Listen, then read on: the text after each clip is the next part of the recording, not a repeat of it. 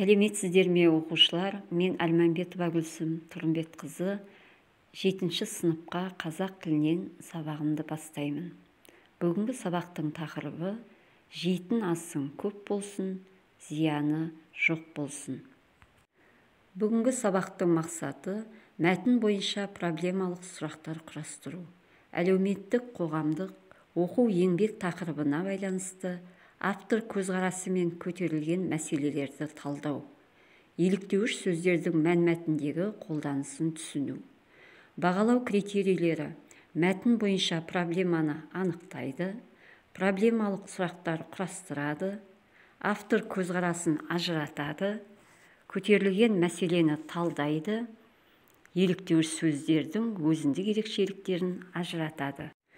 Ата-бабаларымыз ауру астан, жер асыңнан жемес асың көп болсын деп бекер айтпаса керек.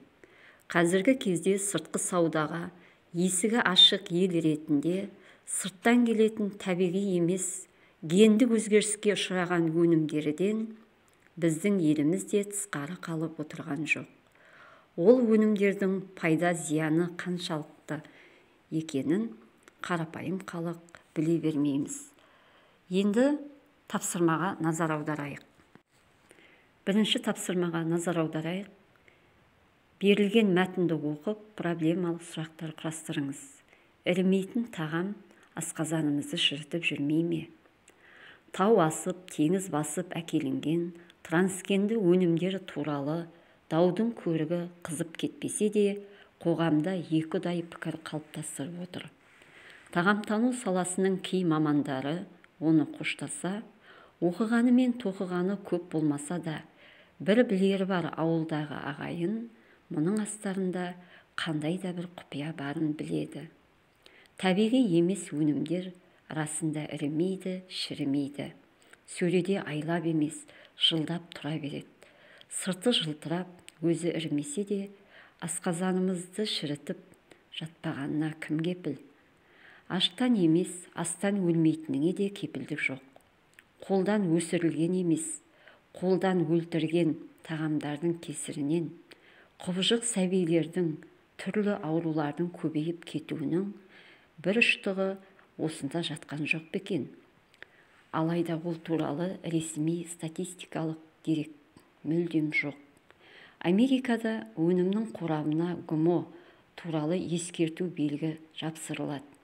Ал біздің елімізде мұндай мәдениет қалыптаспаған.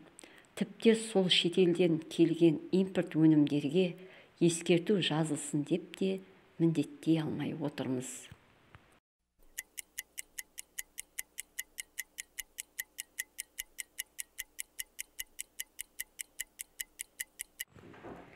Кәне оқушылар, бірінші тапсырмадағы берілген мәтін бойынша проблемалық сұрақ құрастырып болды деп ойлаймын. Ал енді өзімізді тексерейік. Өнімдердің табиғи емес екенін қалай ажыратуға болады? Сырттан келетін трансгенді өнімдерді тоқтату үшін не істеу керек? Табиғи емес азық-түлік өнімдерінің ауру тудыратынын қалай дәлелдеуге болады? Өзімізді тексерсек, сендер де осындай сұрақтар құрастырды деп ойлаймын. Енді екінші тапсырмаға назар аударайық. Бірінші тапсырмадағы мәтіннен автордың көзқарасы мен көтерілген мәселені ажыратып жазыңыз.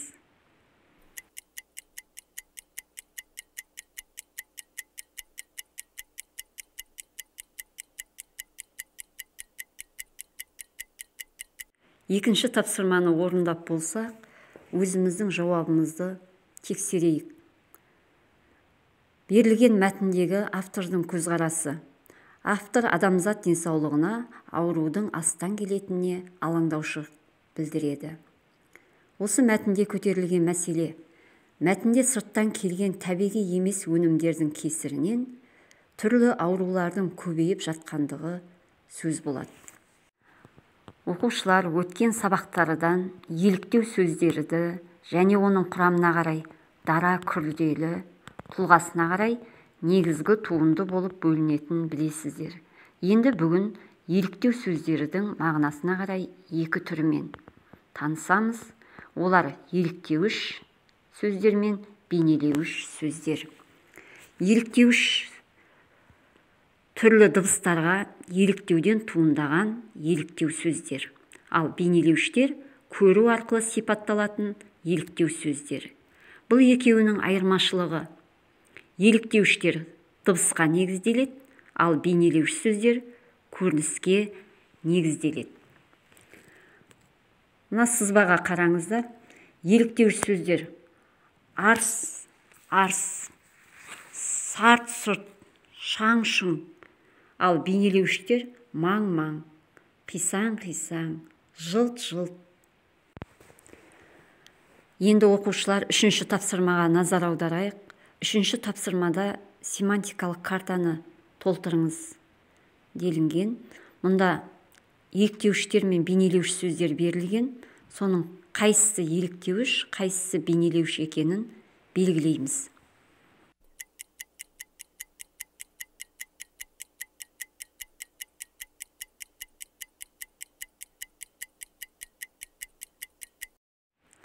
Кәне оқушылар, үшінші тапсырманы орындап болсақ, енді өзіңізді тексеріңіз. Сіздерде де осылай дұрыс жауап берілді деп ойлаймын. Оқушылар, енді сабақты бекіту тапсырмасына назар аударайық. Вен диаграммасы әдісі арқылы еліктеуіш сөздер мен бейнелеуіш сөздердің ерекшеліктері мен ұқсастықтарын салыстырыңыз.